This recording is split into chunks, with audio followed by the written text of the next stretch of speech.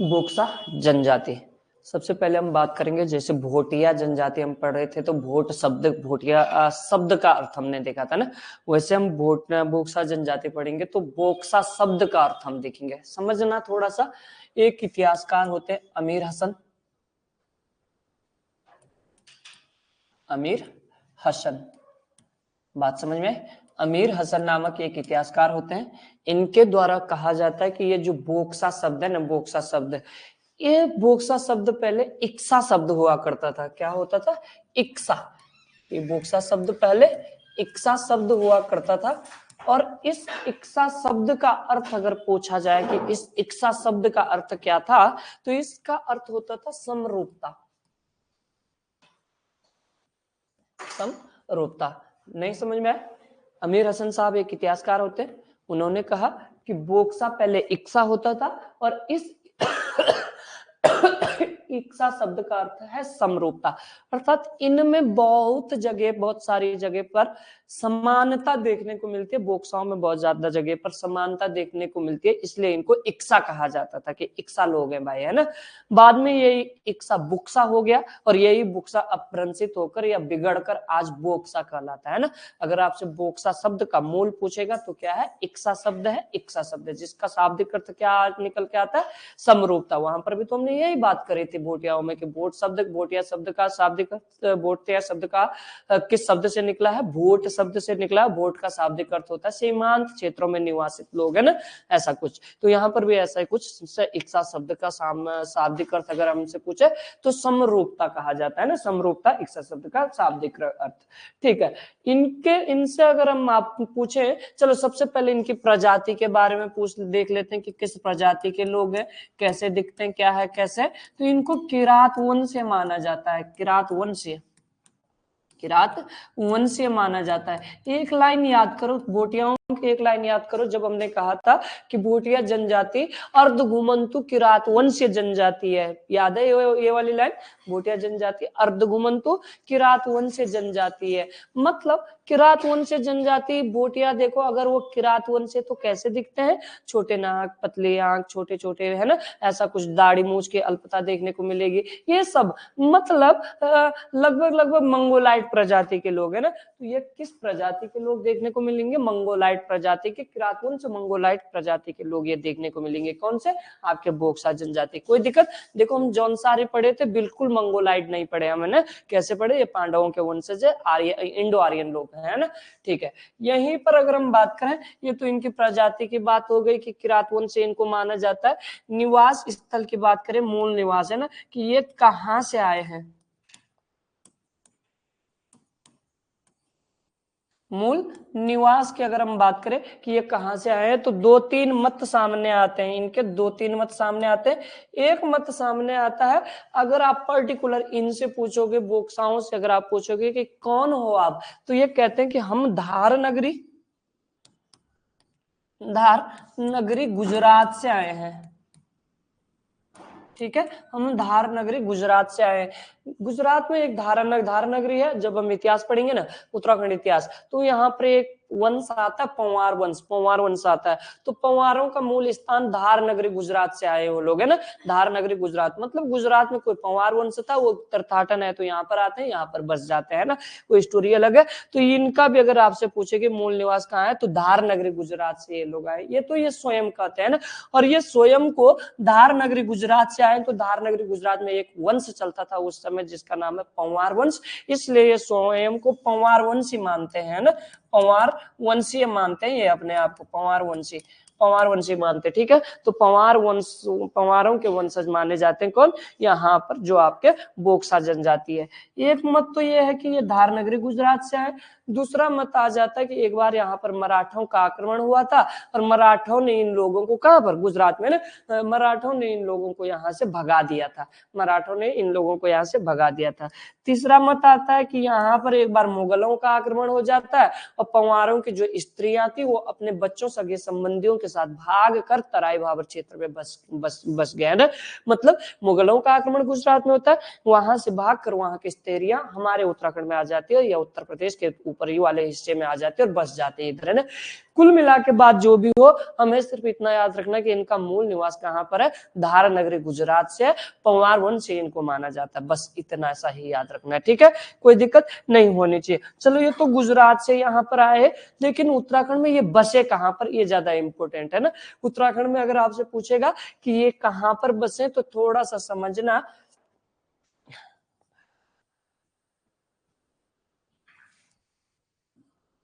ठीक है, लगभग लगभग इस वाले क्षेत्रों में ये देखने को मिलते हैं। ठीक,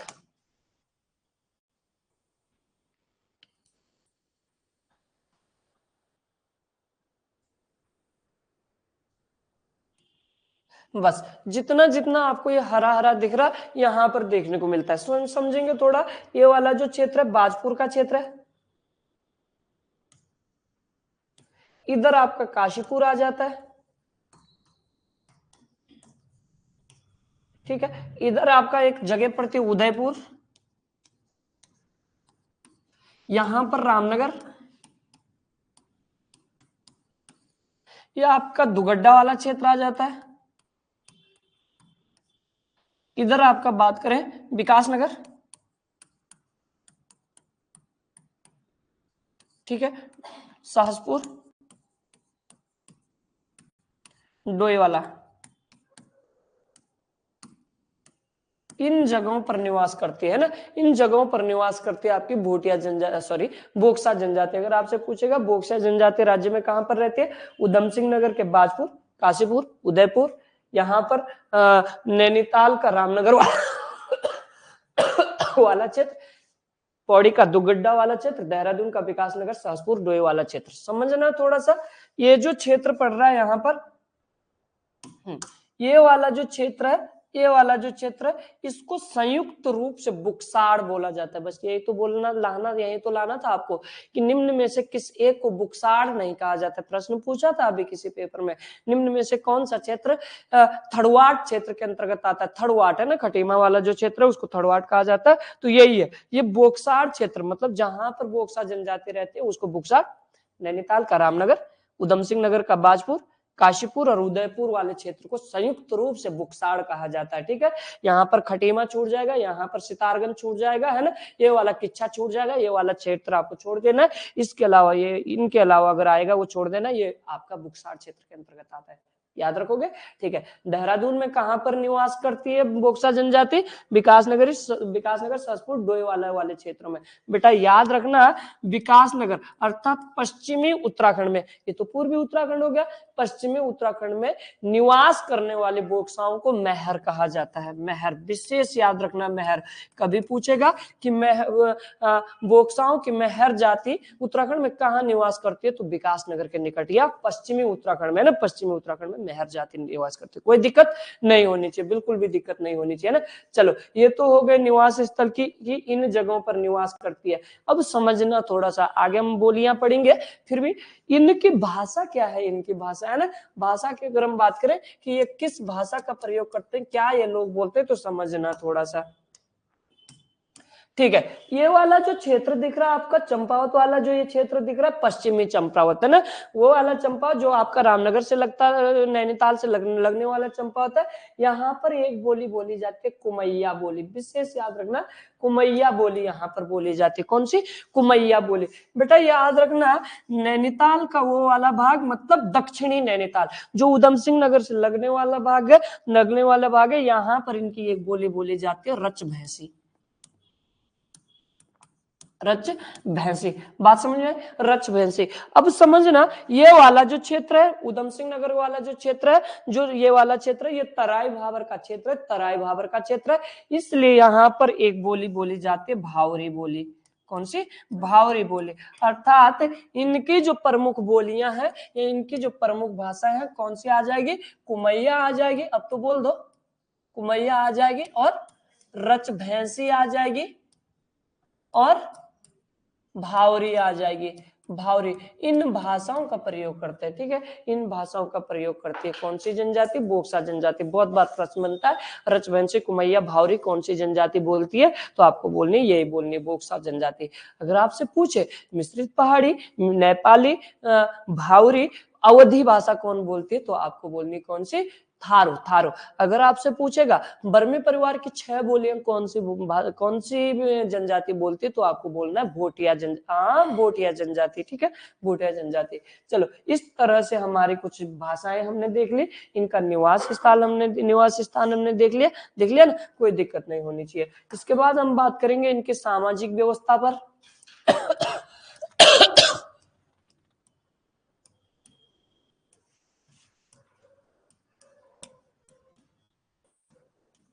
ठीक है, सामाजिक व्यवस्था की अगर हम बात करें तो इनका जो समाज है पितृसत्तात्मक समाज देखने को मिलता है।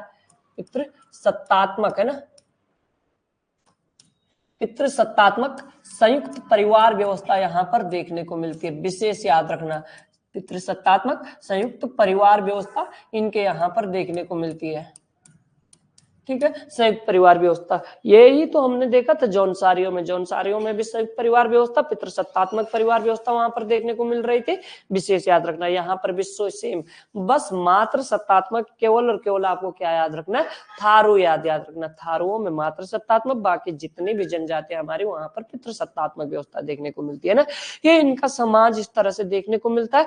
इनके समाज की अगर हम बात करें, इनका समाज कुछ गोत्रों में विभक्त होता है, कुछ उपजातियों में विभक्त होता है। उपजाति कहो या गोत्र कहो, जो भी आपको अच्छा लगे, है ना, हम उपजाति ही कहेंगे, उपजाति या गोत्र आप बोलो, ठीक है। इनका जो समाज है 5 गोत्रों या उपजातियों में विभक्त है। वो 5 गोत्र कौन से आ जाते हैं, तो यहाँ पर आ जाता है पंवार आ जाएगा, परतजा आ जाएगा, तनवर आ जाएगा, और आपका हाँ यदुवंशी राजवंशी आ जाएगा।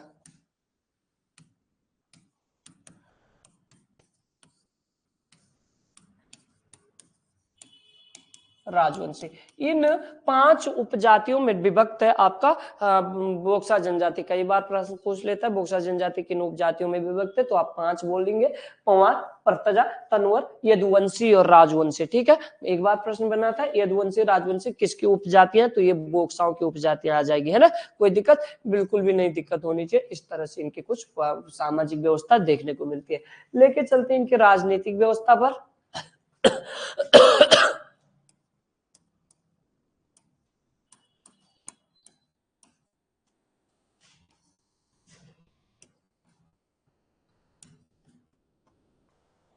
चलो, राजनीतिक व्यवस्था की अगर हम बात करें, राजनीति का सबसे बड़ा मंच इनके यहाँ पर बिरादरी पंचायत देखने को मिलती है ना। राजनीति का जो सबसे बड़ा, राजनीति का हो या न्याय का सबसे बड़ा देखो, तो सबसे बड़ा जो इनके यहाँ पर मंच देखने को मिलता है बिरादरी पंचायत देखने को मिलती है। विशेष याद रखना, बिरादरी पंचायत। और यही नाम हमने कहाँ पर देखा था, थारुओं में देखा था। कहा था हमने, थारुओं की पंचायत को बिरादरी पंचायत कहा जाता है, बोक्साओं की पंचायत को बिरादरी पंचायत कहा जाता है। दोनों ऑप्शन में होंगे। अगर कभी प्रश्न बना कि निम्न में से किसकी एक पंचायत को बिरादरी पंचायत कहा जाता है, तो आपको बोक्सा को आंसर मारना है। किसको मारना है, बोक्सा को मारना है। ठीक है, वहां पर आपको छोड़ देना है किसको, थारुओं के। हालांकि क्वेश्चन डिलीट हो जाएगा, 100% डिलीट हो जाएगा, फिर भी आपको मान्यता किसको देनी है, बोक्साओं को देनी। वास्तविक रूप से अगर कहेगा कि किसकी पंचायत को बिरादरी पंचायत कहा जाता है, तो थारुओं की, बोक्साओं की पंचायत को बिरादरी पंचायत, थारुओं को भी, इनके भी, दोनों को, है ना, दोनों याद रखना आप। ठीक है, बिरादरी पंचायत न्याय का सबसे बड़ा मंच है। मतलब अगर जो बोक्साओं में कहीं पर कोई विवाद उत्पन्न हो गया, तो उसके लिए जिम्मेदार रहेगी कौन सी पंचायत, बिरादरी पंचायत। वहां पर हमने देखा था, कहां पर, थारुओं में देखा था कि बिरादरी पंचायत का मुखिया कौन होता है, महत्व या चौधरी होता है। चौधरी के नीचे आपका बड़े धर्म नामक अधिकारी, बड़े धर नामक अधिकारी के नीचे भले मानस, फिर चौकीदार का स्थान आ जाता है। यहाँ पर भी अगर हम बात करें कि मुखिया कौन है, बिरादरी पंचायत का जो मुखिया होगा, मुखिया, उसको क्या कहा जाएगा, तो उसको तखत कहा जाएगा। विशेष याद रखना, उसे तखत कहा जाएगा। सोने वाला बिल्कुल भी नहीं है, तखत, अधिकारी का नाम तखत है। ठीक है, बिरादरी पंचायत का जो मुख्य अधिकारी है उसका नाम तखत है, तखत। इस तखत के नीचे भी कुछ अन्य अधिकारी होते हैं, जैसे याद रखेगा, तखत के नीचे एक अधिकारी आ जाता है मुंसिफ। ठीक है, मुंसिफ के नीचे दारोगा आ जाएगा, और दारोगा के नीचे 2 सिपाही आ जाएंगे।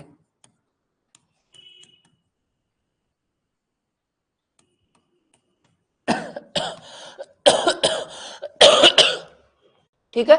ये बिरादरी पंचायत के अधिकारी है। तो पूछेगा आपसे बिरादरी पंचायत के अधिकारी कौन कौन होते हैं? सबसे ऊपर तखत, फिर मुंशी, फिर दारोगा, फिर 2 सिपाही हो जाएंगे। कोई दिक्कत? बिल्कुल भी दिक्कत नहीं होनी चाहिए। ठीक है, नहीं होनी चाहिए। ठीक है, तो विशेष दोनों पक्ष आपको याद रखेंगे। उस बिरादरी पंचायत के किसके? थारू वाले बिरादरी पंचायत के थारू। इसका सबसे बड़ा अधिकारी कौन था? महतो, या इसी को क्या नाम दे रहे थे? चौधरी। इसके नीचे बड़ेधर, इसके नीचे भले मानस, और इसके नीचे चौकीदार। यही तो था, चौकीदार है ना। ये यहाँ पर देखने को मिल रहे थे अधिकारी कुछ इस तरह से, है ना। ये वाली बिरादरी पंचायत बोक्साओं की, ये वाली थारुओं की बिरादरी पंचायत है। अधिकारी सेम है दोनों जगह, नाम अलग है ना। ठीक है, तो इस तरह से इनके यहाँ पर अब इनका काम क्या है? इनका काम कुछ नहीं है। अगर विवाद हो गया किसी गांव या क्षेत्र में, विवाद हो गया बोक्साओं के गांव में, तो वहां पर ये उस विवाद को निपटाने का काम करेंगे ना। उस विवाद को निपटाने का काम बिरादरी पंचायत के द्वारा किया जाता है। बोक्साओं की जो बिरादरी पंचायत थी वो पहले बिरादरी पंचायत कहलाती थी। अब ये थोड़ा सा चेंज हो गया, इसको बोक्सा परिषद नाम दे दिया गया, है ना। क्या नाम दे दिया गया? बोक्सा परिषद इसको नाम दे दिया गया। विशेष याद रखना, बोक्सा परिषद, बोक्सा परिषद इसको नाम दे दिया गया। कोई दिक्कत नहीं होनी चाहिए। पहले ये बिरादरी पंचायत होती थी, वर्तमान में इसको बोक्सा परिषद नाम दे दिया गया। ये इनकी राजनीतिक व्यवस्था यहाँ पर खत्म हो जाती है। राजनीतिक व्यवस्था कहें या आपकी न्यायपालिका व्यवस्था या न्याय व्यवस्था देखें ना। ठीक है, इसके बाद हम बात करेंगे इनके धर्म पर चले जाते हैं कि ये किस धर्म को मानते हैं, किस देवी देवता को मानते हैं। उस पर भी थोड़ा बहुत बात कर लेते हैं। धर्म की बात है ना, धर्म की बात करें तो हिंदू धर्म को मानने वाले लोग हैं, बिल्कुल पूर्णतः हिंदू धर्म को मानते हैं। कहा जाता है कि ये हिंदू धर्म के बहुत ज्यादा निकट है ना, बहुत ज्यादा निकट है हिंदू धर्म के, तो हिंदू धर्म को मानते हैं। हिंदू धर्म को मानते हैं तो देवी देवताओं की अगर हम बात करें तो लिखने की जरूरत नहीं होनी चाहिए देवी देवताओं में कि क्या देवी देवता इनके, मतलब ऐसे देवता पर्टिकुलर इनके देवता, उनको तो हम लिखेंगे। लेकिन हिंदू धर्म के जो हमारे भगवान शंकर आ जाते हैं, लक्ष्मी आ जाती है, माँ दुर्गा भवानी, ये सब इनके इष्ट देवता माने जाते हैं। ये सब इन सब की पूजा करते हैं ना, हिंदू धर्म के साक्षी रहते हुए इन सब की पूजा करते हैं। इसके अलावा इनके कुछ अपने पर्टिकुलर देवी देवता माने जाते हैं। जैसे याद रखेगा, इनकी जो प्रमुख देवी के रूप में पूजा जाता है उसे चामुंडा देवी को पूजा जाता है। विशेष याद रखना, चामुंडा देवी, चामुंडा देवी इनकी प्रमुख देवी है ना, प्रमुख देवी, प्रमुख देवी। अगर पूछेगा सबसे ज्यादा पूजा किसकी की जाती है तो ये चामुंडा देवी के पुजारी है ना। निम्न में से कौन सी एक जनजाति चामुंडा देवी के पुजारी होते हैं? तो आप बोलोगे कौन से? बोक्सा जनजाति चामुंडा देवी के पुजारी होते हैं। अच्छा, चामुंडा देवी के ये पुजारी होते हैं, इस ये तो समझ में आ रहा है। विशेष याद रखना, प्रमुख देवी चामुंडा देवी। और ये जो चामुंडा देवी का प्रमुख मंदिर अगर आपसे पूछेगा कहाँ पर है, तो ये आपका काशीपुर में देखने को मिलेगा। काशीपुर में है ना, काशीपुर में, जहां पर आपका चैती मेला लगता है ना, इसी मंदिर में कुंडेश्वरी महादेवी देवी, कुंडेश्वरी देवी का मंदिर है ना, यहीं पर लगता है चैती मेला, है ना। तो ये प्रमुख देवी मानी जाती है किसकी? बोक्साओं की। इसके अलावा इनकी अपनी एक ग्राम देवी के रूप में पूजा जाता है खेड़ी देवी को, खेड़ी देवी। विशेष याद रखना, खेड़ी देवी किस रूप में पूजी जाती है? ग्राम देवी के रूप में पूजी जाती है। ग्राम देवी के रूप में खेड़ी देवी को पूजा जाता है। ग्राम, गांव की देवी के रूप में खेड़ी देवी को पूजा जाता है। और यहीं पर इनका एक ग्राम देवता होता है जिसका नाम है साकरिया देवता, साकरिया देवता। ये कैसा है? ग्राम देवता, ग्राम देवता। नहीं समझ में? ग्राम देवी के रूप में खेड़ी देवी की पूजा करते हैं, जबकि ग्राम देवता के रूप में साकरिया देवता की पूजा करते हैं। बेटा याद रखना, इन दोनों की पूजा, अर्थात ग्राम देवी की पूजा और ग्राम देवता की पूजा, इन दोनों की जो पूजा होती है गांव से बाहर किसी स्थान पर होती है, गांव से बाहर किसी एकांत स्थान पर होती है। और जिस स्थान पर ग्राम देवी और ग्राम देवता की पूजा होती है उसे ये लोग थान कहते हैं। क्या कहेंगे? थान कहते हैं। बहुत अच्छा प्रश्न निकल के आया कि जिस स्थान पर बोक्साओं के द्वारा ग्राम देवी ग्राम देवी और ग्राम देवता की पूजा की जाती है, उस स्थान को क्या कहा जाता है, तो उसे थान कहा जाता है। कोई दिक्कत नहीं होनी चाहिए, उसे थान कहा जाता है। तो ये इनके ग्राम देवी और ग्राम देवता है, इस तरह से है। और प्रमुख देवी, तब आप खेड़ी देवी मत मार देना, अगर आपसे पूछेगा कि बोक्साओं की प्रमुख देवी कौन सी, वहां पर खेड़ी देवी भी ऑप्शन में होगा, खेड़ी देवी नहीं है। चामुंडा देवी इनकी प्रमुख देवी है, जिसका प्रमुख मंदिर कहाँ पर है, उधम सिंह नगर के काशीपुर में इसका प्रमुख देवी है, जहां पर चैती मेला लगता है। अभी हम बात करेंगे ना उस पर, ठीक है। चलो, ये तो हो गए इनके देवी देवता, हो गए इनका धर्म, हो गया। बात करेंगे इनके त्योहार के बारे में ना, त्योहार, प्रमुख त्योहार।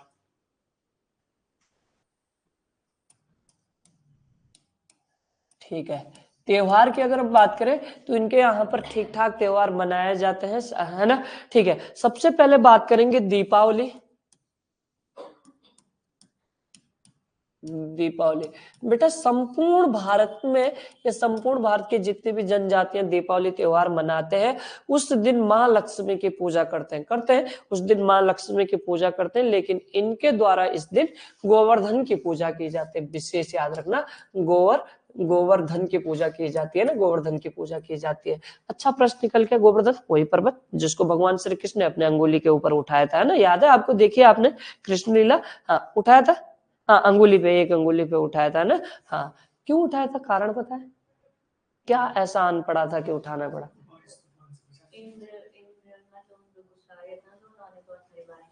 हाँ, बहुत सारा सूखा पड़ गया था वहां पर ना, गोकुलवासी, गोकुल था वहाँ, हाँ, वहां पर बहुत ज्यादा बारिश, सूखा पड़ गया था। तो इन्होंने भगवान इंद्र से कहा कि बारिश बारिश करो, बारिश करो। कुछ ऐसी स्थिति बन गया था, भगवान इंद्र को गुस्सा आ जाता, दे मार के भयंकर वर्षा। हाँ, ऐसा हुआ था, हाँ ऐसा। हाँ, फिर इंद्र भगवान को गुस्सा है, उन्होंने बारिश कर दी। फिर उन्होंने, चलो भाई गोकुलवासियों, हम गोवर्धन को उठाते हैं, उसके नीचे रखो, है ना, ऐसा कुछ। चलो जो भी रहा होगा, बस इस जनजाति के द्वारा गोवर्धन की पूजा की जाती है दीपावली के अवसर पर। इनका एक त्योहार आ जाता है चैती त्योहार, विशेष याद रखना।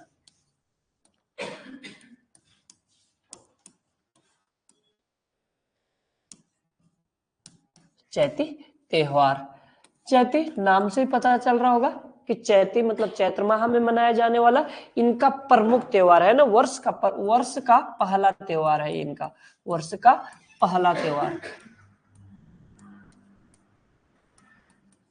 चैती त्योहार को ये वर्ष के प्रथम त्योहार के रूप में मनाते हैं ना, चैती त्योहार को वर्ष के प्रथम त्योहार के रूप में मनाते हैं। और ये जो पूजा की जाती है विशेषतः चामुंडा देवी के मंदिर में, कहां पर, काशीपुर में की जाएगी। प्रश्न बनता है चामुंडा देवी मंदिर कहाँ है, तो काशीपुर में। चैती मेला कहाँ लगता है, वहीं पर लगता है। चैती त्योहार भी उसी के आसपास मनाया जाता है, उसी क्षेत्र के आसपास, है ना। और पूछेगा बोक्साओं का प्रथम त्योहार कौन सा है, तो ये चैती त्योहार आ जाता है ना। यहीं पर इनका कुछ एक और त्योहार आ जाता है, नौवीं। नौवीं, नौवीं, नौ फॉर नवरात्र, नवरात्र को ये, नवरात्र को नवरात्र को ये नौवीं त्योहार के रूप में मनाते हैं ना, नवरात्र को ये नौवीं त्योहार के रूप में मनाते हैं, याद करोगे, कोई दिक्कत नहीं है ना। नवरात्र को नौवीं त्योहार के रूप में मनाते हैं। यहीं पर इनका एक त्योहार आ जाता है तेरस।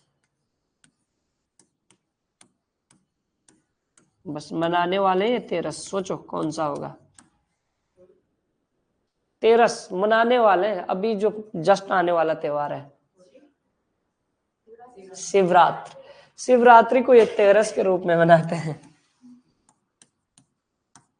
कल है, हाँ, शिवरात्रि को ये तेरस के रूप में मनाते हैं, विशेष याद रखना है ना। शिवरात्रि को ये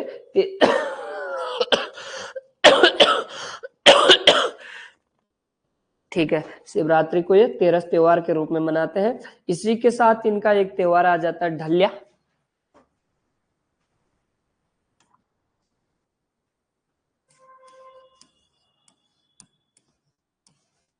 ढलिया त्योहार है ना, ढलिया त्योहार। ढलिया त्योहार की अगर हम बात करें तो ढलिया त्योहार इनका नई फसल के रूप में मनाए जाने वाला त्योहार है ना, नई फसल के उपलक्ष्य में।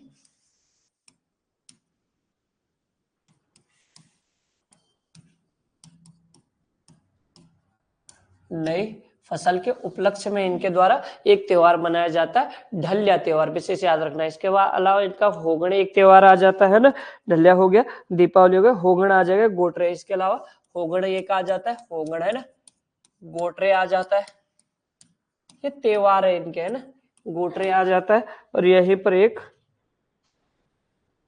मोरो त्योहार आ जाता है। बस ये इनके कुछ प्रमुख त्योहार आ जाते हैं भाई, ये इनके प्रमुख त्योहार आ जाते हैं, ठीक है, कोई दिक्कत नहीं होनी चाहिए। इसके बाद बात करते हैं इनके विवाह की, है ना, विवाह की। तो विवाह लेके चलेंगे इनके विवाह पर, आपको बाद में करें, लिख लें पहले, ज्यादा हो गया, लिख लेते हैं ना, वैसे टाइम है हमारे, चलो लिख लेते हैं।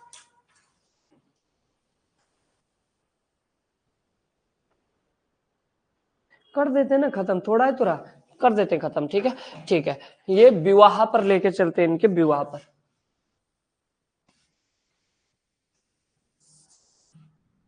विवाह, विवाह के इनके यहाँ पर बहुत सारे प्रकार देखने को मिलते हैं ना, विवाह के इनके यहाँ पर बहुत सारे प्रकार देखने को मिलते हैं। जैसे एक सहपालन आ जाता है, सहपालन कोई विवाह का इनके यहाँ पर टाइप है, सहपालन। इसी के अलावा अगर हम देखें, एकल विवाह इनके यहाँ पर देखने को मिलता है,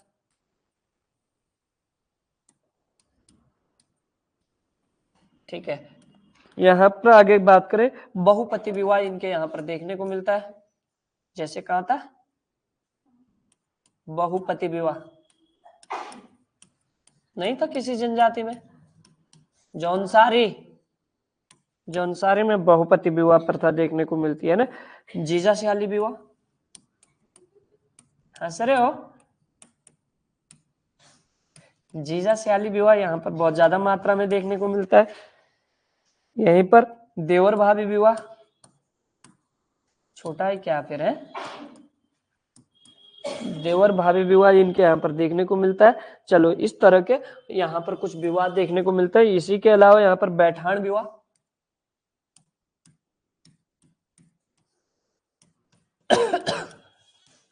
और घर बैठान विवाह,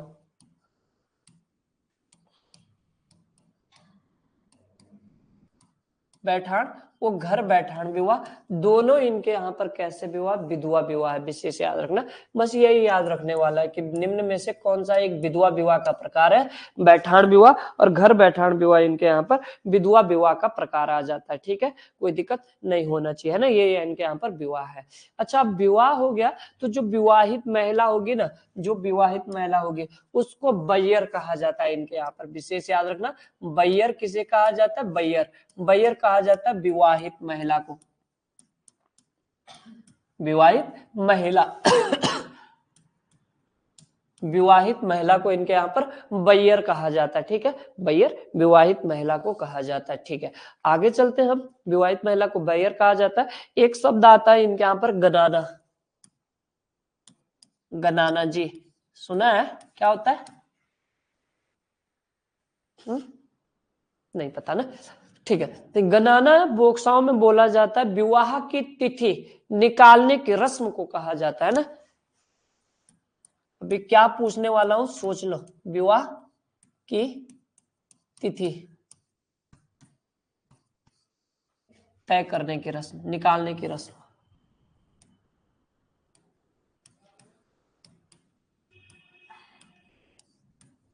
बताओ क्या पूछ रहा हूं मैं, हाँ, थारो में क्या कहा जाता है, पक्की पोड़ी या बात कट्टी, बात कट्टी, ठीक है, हाँ उसी की तो बात कर रहा हूँ, है ना। विवाह की तिथि, वो विवाह तय होना पक्के पोड़ी होगा, और विवाह की तिथि निकालने को यहाँ पर क्या कहा जाएगा, यहाँ पर विवाह गनाना कहा जाएगा, ठीक है, कोई दिक्कत नहीं होनी चाहिए, गनाना इसके इनके यहाँ पर इसको कहा जाता है। यहाँ पर इनकी एक प्रथा देखने को मिलती है, दूधाधारी प्रथा, दूधाधारी प्रथा,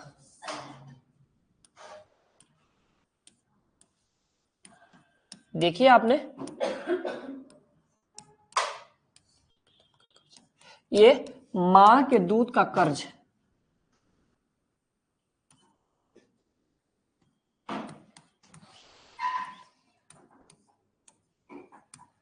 माँ के दूध के कर्ज को चुकाने की एक प्रथा आ जाती है, दूधाधारी प्रथा। मतलब इसके तहत कुछ नहीं होता, जैसे इनके यहाँ पर कोई विवाह होता है, लड़का विवाह होता है, तो लड़का विवाह में जो धनराशि लिखाई जाती है जिसे न्योता कहते हैं। आपके यहाँ क्या कहते हैं? न्योता ही कहते हैं। हाँ, जैसे मैं शादी करूंगा तो जो लोग मेरे शादी में आएंगे तो वो पैसे लिखाएंगे, है ना। उन पैसों को इस लड़के के द्वारा अपने माँ को भेंट किया जाता है, इसी को बोला जाता है दूध का कर्ज चुकाने की प्रथा या दूधाधारी प्रथा। ठीक है, तो दूधाधारी प्रथा किसमें प्रचलित है? इनमें प्रचलित है ना। ठीक है, इन्हीं में प्रचलित है। गणना विशेष याद रखना, विवाह की तिथि निकालना, दूधाधारी विशेष याद रखना। हाँ, इनके यहाँ पर एक पूजा विवाह के अवसर एक पूजा होती है, छेई पूजा। छेई पूजा, है ना। अगर आपसे पूछेगा छेई पूजा क्या होती है, समझना थोड़ा सा। लड़की विवाह के अवसर पर, मतलब जब लड़की का विवाह होगा, लड़की विवाह के अवसर पर लड़की का जो जीजा होगा ना, लड़की का जो जीजा होगा उसको जंगल भेज दिया जाएगा। जंगल में एक पेड़ होता है सेमल, सुना आपने? सेमल की छेई लेके आएगा, मतलब उसकी कोई टहनी, छोटी सी टहनी लेके आएगा, सेमल की छेई लेके आएगा और उस लड़की के घर के आंगन के बीच में रख देगा, उस जगह पर रख देगा जिसके जैसे ये छेई लेके आया, और ऐसे जगह पर रख देगा जहां पर जिसके बाहर क्या बनेगी? बेदी बननी है, जहां पर दोनों पति पत्नी क्या करेंगे? इसके बाहर घूमेंगे, मतलब फेरे करेंगे, है ना, फेरे करेंगे।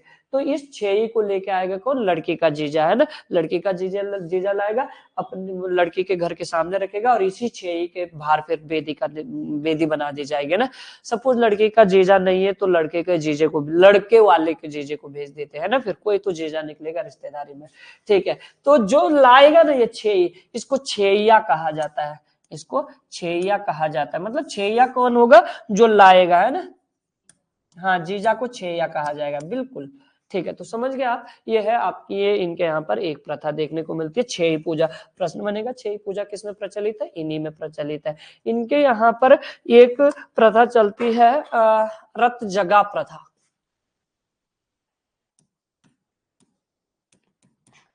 रत जगा प्रथा, ये जो रत जगा प्रथा है ये लड़का विवाह पर देखने को मिलता है। लड़का विवाह मतलब लड़के के घर में, है ना, दुल्ला के घर में देखने को मिलेगी। इस अवसर पर दुल्ले के घर में शादी से 4 दिन पहले रिश्तेदार आ जाएंगे, 4 दिन पहले रिश्तेदार आ जाएंगे, सगे संबंधी आ जाएंगे, गांव के लोग आ जाएंगे, और 4 दिन पहले ही एक नृत्य किया जाएगा, है ना, एक ठीक ठाक नृत्य किया जाएगा, रात्रि जागरण किया जाएगा, जिसे रत जगा कहा जाता है। रत जगा प्रथा मतलब रात को जागने की प्रथा। ठीक है, रात को जागने की प्रथा इनके यहाँ पर देखने को मिलती है ना, रत जगा प्रथा। इनके यहाँ पर एक प्रथा आती है पंचहेंडी प्रथा, ये तो पता होगा। जो लड़की का मामा होता है, लड़की के मामा के द्वारा अपनी भांजी को, है ना, दी जाने वाली क्या, क्यों हंस रहे हो? बर्तन, है ना, दिए जाने वाले 5 बर्तन दिए जाते लड़की के मामा। उसमें थाली हो सकता है, प्रेशर कुकर हो सकता है, कटोरी हो सकते हैं, चम्मच हो सकता है ना।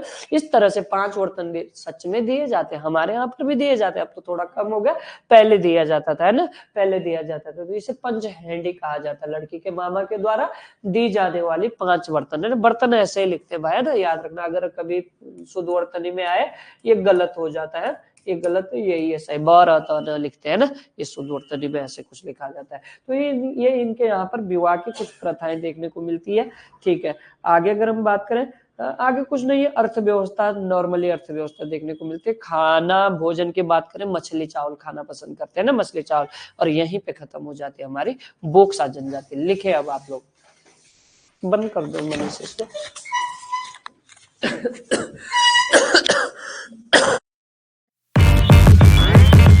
Damn.